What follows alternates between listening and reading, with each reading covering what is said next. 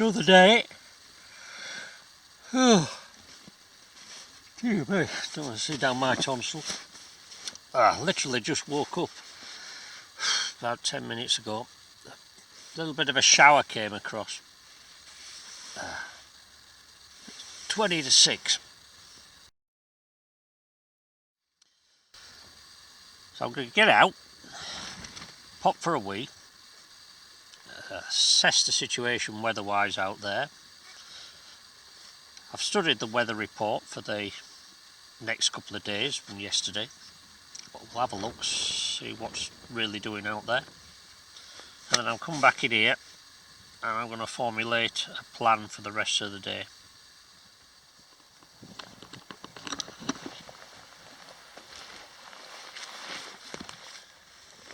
Well, I've had a think about the situation and I'm getting a little hungry. So, priority is to find some woodland, hopefully where I can get a campfire going. Once I can get a fire going, I can start cooking some food. So, that's what we're going to try and achieve next. I'll get up, start packing things away, and we'll move on. Probably not that far. I've had a look on this map down here, and there's a lot of woodland about, but it's on very steep slopes, and I need to find a flat area where I could put the tent up and that's sheltered.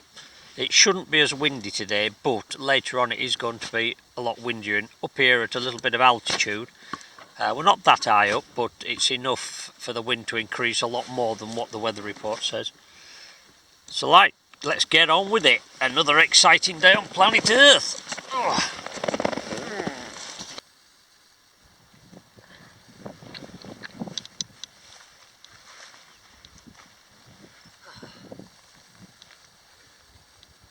As you can see, it's not a bad morning.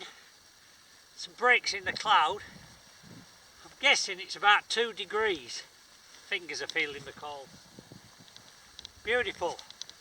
Well, the thing I'm most impressed with is I've never had this tent. I've had it a lot of years. I've never had it out as exposed to winds like it was last night.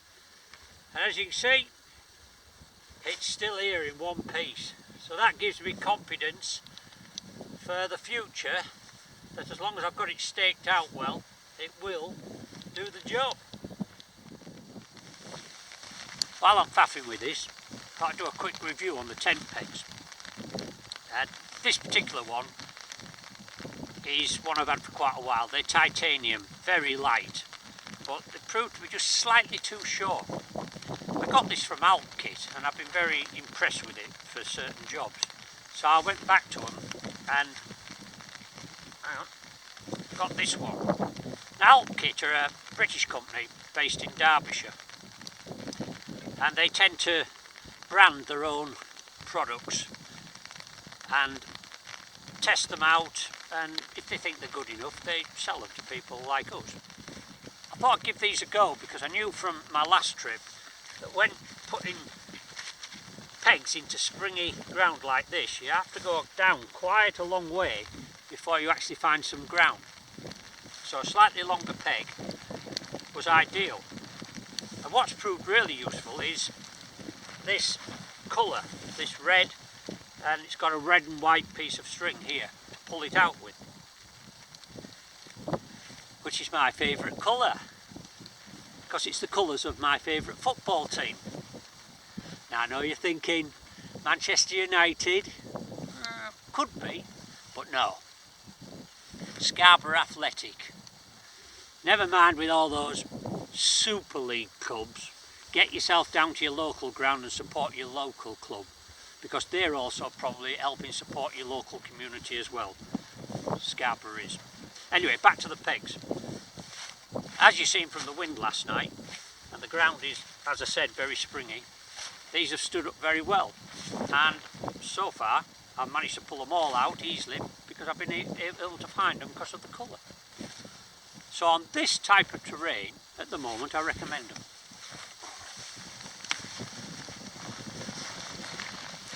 Oh, and before I forget, they're called Y-beams, I guess because they're sort of shaped like a Y.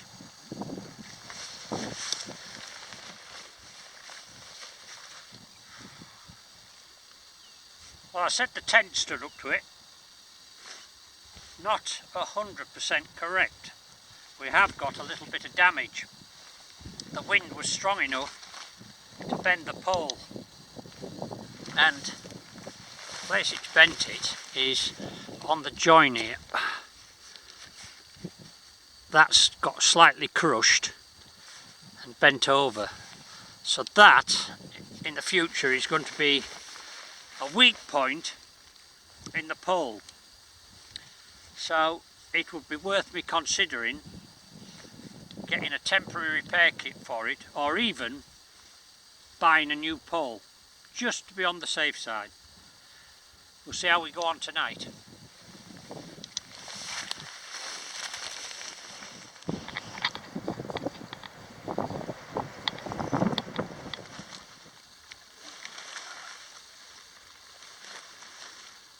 Now what we've got here is some soft rush. There's also hard rush, but this is soft rush. And I'm going to pick some of these green ones. Ideally I could do with some more substantial ones, some thicker ones, but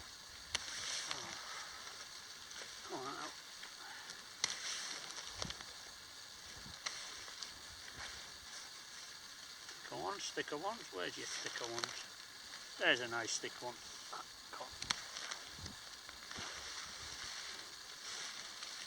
And what we're going to do with them, I'll tell you later.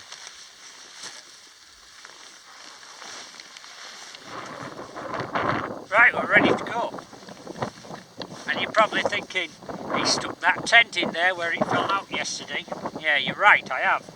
But this time, I'm going to make sure that it's safe, or at least if it falls out, I've known it's falling out. This is the closing loop for the bag, so I've put the strap through this, so if it falls out, it should stay attached to the strap. Now on the rare occasion that might have come undone, this is my little pouch which I carry to pick up any little bits of tinder I find, any dry tinder, you know, like bits of silver birch and birch, so I say, goes in here, and so when I get to a campsite I've already got some dry tinder should it be wet like, and I use this clip, this little carabiner, to attach it to my belt. Well, what I'm going to do this time is I'm going to put the carabiner on that and attach that to the back of the rucksack. So I've got two fixings. We ain't going to lose it this time. I came too old for this backwards and forwards business. Right, let's get on with it.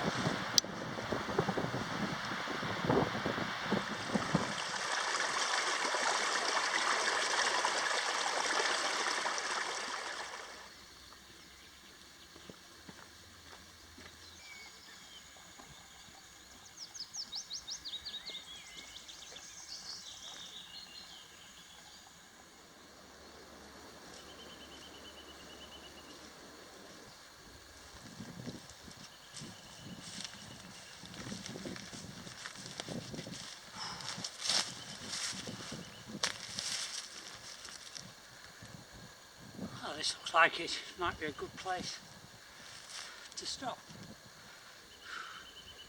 A lot of birch bark twigs on the floor. Don't have a problem getting my fire going, get my food on. Right, get rucksack off, have a drink, have a little rest, and have 5 minutes thinking about it.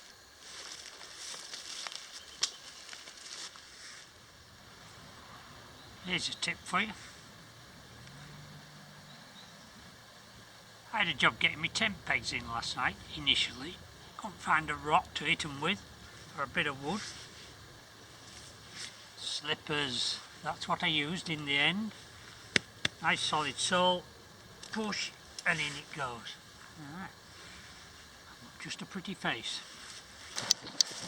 When I first get somewhere, after I've got settled down, I like to have a walk around, have a look, see if there's anything interesting. And I found this over here. Let's go have a look.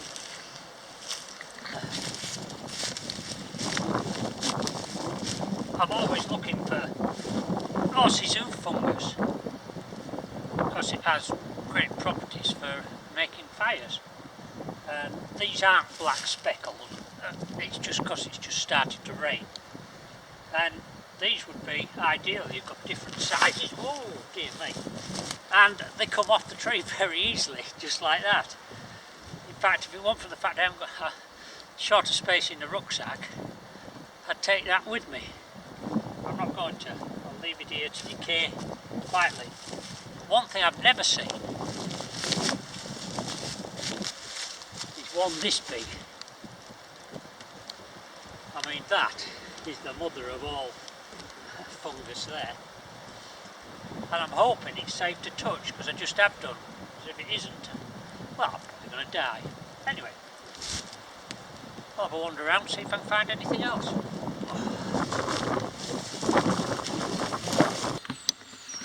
So yeah, always having a wander around your area. You never know what you might find. So far, I haven't found a lynx, wildcat, deer, wild pigs. I haven't found anything like that. Saw a beetle yesterday. That was quite exciting.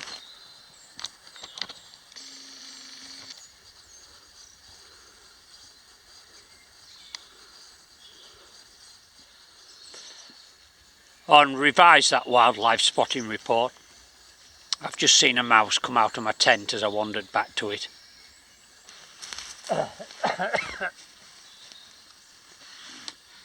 Said mouse shot back in here, and I couldn't think what he'd be looking for in my tent. Then I found I'd got a half-eaten munchie bar. So I'm going to leave it there, and then the little fella can come out and have a nice nutty breakfast.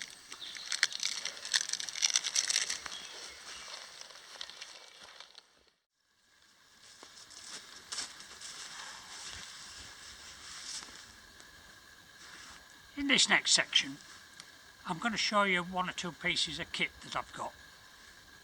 And I'm also going to show you a new piece of equipment that I'm trying out for the very first time. Thermarest Neo Air. See how small it is?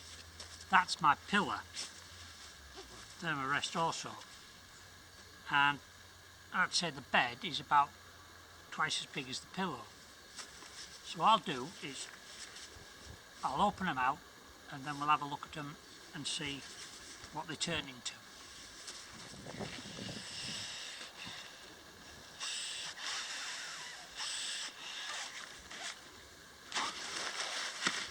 Oh.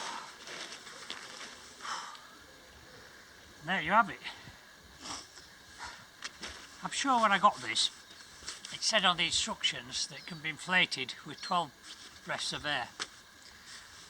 Well, I think when they do their tests, they do like the car people do. You know, the manufacturers, they say this car will do 60 miles an hour to the gallon, 60 miles to the gallon. And when you get in it, it'll only do 42.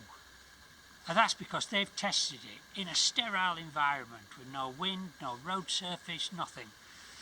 Well, I think this was tested by one of those free divers that can dive down for 3, 4, 5 minutes, but still with a full lung full of air. Almost did me in. And as you can see, that's the pillar, and that's what you get out of that little packet. And I have to say that it is very, very comfortable. And it's got very good insulating properties as well. So, well worth having. I won't tell you how much it is because I don't want you to get the impression I've got loads of money. And the reason I haven't, because I've got things like this. but the only downside is they're very fragile, so I was taking a risk there laying on this floor here, because they can damage very easily.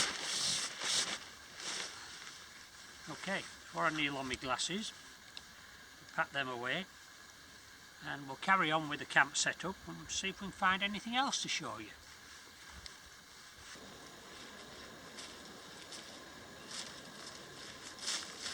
And here you have it, braces. I've never wanted braces, maybe back in the 70s. Used to see these traders on Wall Street and in London on the stock exchange wearing them, and I used to think, that's pretty cool. Then I found out it was for carrying the weight of their wallets so that their trousers didn't fall down. Remember, them were the days when we used to have real money. Of course, nowadays, it's normal to have your trousers hanging down. It's considered, I don't know, trendy to have 6 inches of bum crack showing. And why? Well, I can only assume it's so they can show off the great big tattoo emblazoned right across the top of their arse. Now, I haven't got a big heavy wallet, and I haven't got a tattoo. Although, back in the 80s I nearly got one. I thought about it, but I couldn't decide where to put it. So I stripped naked, went and stood in front of my full length mirror and looked at my reflection and thought about it. And what I decided was, why would I want to destroy something as pristine as that? So I never got one. Anyway, back to the reason for the braces. I spend a lot of time walking around with my water bottle, my knife, my saw, my little forage bag hanging on my belt. The rucksack also, the belt pushing down. I'd probably go about half a mile and my trousers are hanging down. I look like I'm wearing a giant nappy, a full one at that. Now I might be in a few years, but at the moment it isn't happening. So what to do? Well, what I have been doing is stopping every half a mile and giving it all this and a bit of that and undoing my belt and everything. And then I thought, braces! So here they are. And the verdict? Well, I was sceptical because I thought they were going to be uncomfortable. I thought that when I got the rucksack on, they were going to rub against my back. I haven't noticed them.